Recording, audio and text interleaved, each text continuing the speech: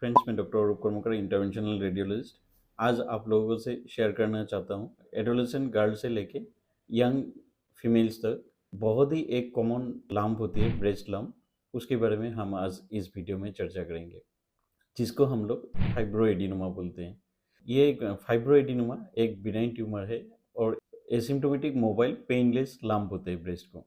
और maximum ladies को ये यंग स्टेज में अराउंड 14 ईयर्स से लेकर 35 ईयर्स के बीच में जनरली दिखाई देते हैं। ये लंप लेडीज जनरली फील करते हैं जब पाल्पेशन में देखते हैं कि उनके हाथ में कुछ स्लाइड होता है अपनी ब्रेस्ट में, जो स्लाइड करके मूव करते हैं, एक ही जगह पे नहीं रहता है, जिसको हम लोग ब्रेस्ट माउस भी बोलते हैं।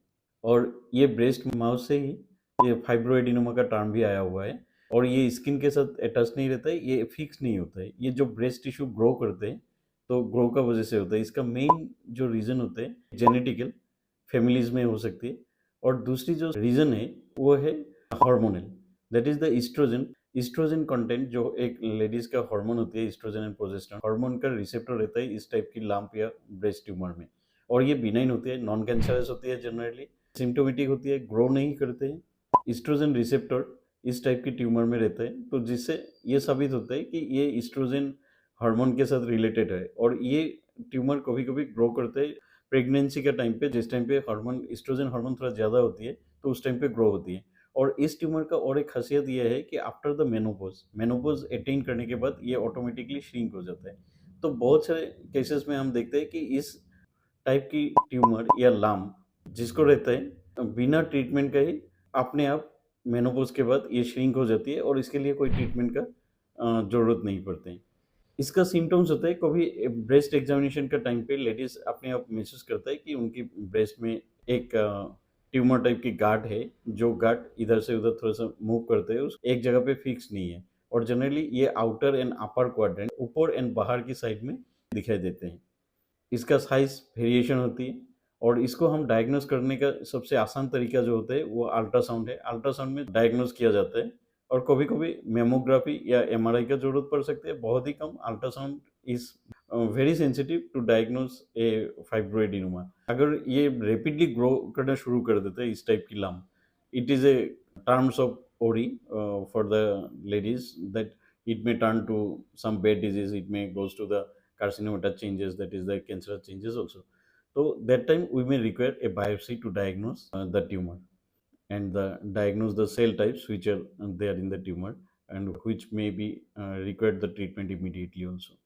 इस टाइप की ट्यूमर का ट्रीटमेंट क्या होती है? बहुत सारे पेशेंट को इसका कोई ट्रीटमेंट का ज़रूरत नहीं पड़ता है और इसको बीच-बीच में फ़ॉलो अप करना है कि ये रैपिडली ग्रो तो नहीं हो रही है। अगर ग्रो होते तो इसको ट्रीटमेंट का ज़रूरत पड़ेगा और 2.5 सेंटीमीटर का ऊपर होने से इसको कभी-कभी ट्रीटमेंट के लिए कंसीडर किया जाता है। As it is a lump or tumors tissue in the breast, sometimes it may cause the psychological effect to the patient and bothered about this type of tumor, and patient may ask for the treatment also. That time we can go for the treatment of this type of tumor. What are the treatments available for this tumor? This tumor can be treated.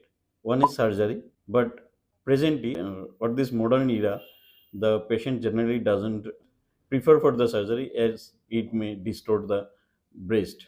Physiologically and anatomically it may distort the breast, which may not be accepted by the maximum ladies in nowadays. So another treatment is we can go for the thermal ablation of this type of tumor. Thermal ablation, microwave ablation, radio frequency ablation या cryotherapy करके भी इसको treatment कर सकते हैं। और आजकल world wide FDA approved और एक ट्रीटमेंट जो सबसे ज़्यादा एक्सेप्टेबल और सबसे ज़्यादा आसान तरीके से कर सकता है इस टाइप की ट्यूमर को, वो है वैक्यूम असिस्टेड एक्सिशन। सिर्फ एक नीडल डाल के थोड़ा सा लोकल एनेस्थीसिया और नीडल का माध्यम से इसको पूरा ट्यूमर को मशीन के साथ अटैच करके इसको सक्शन करके पूरा ट्यूमर को निकाल सकते हैं। उसके बाद कोई आपका स्कर भी नहीं रहेगा और कोई डिस्टॉर्ट होने का कोई चांसेस नहीं है। तो this is one of the best treatment, that is the vacuum assisted excision of the breast lump और द फाइब्रोएडिनोमा.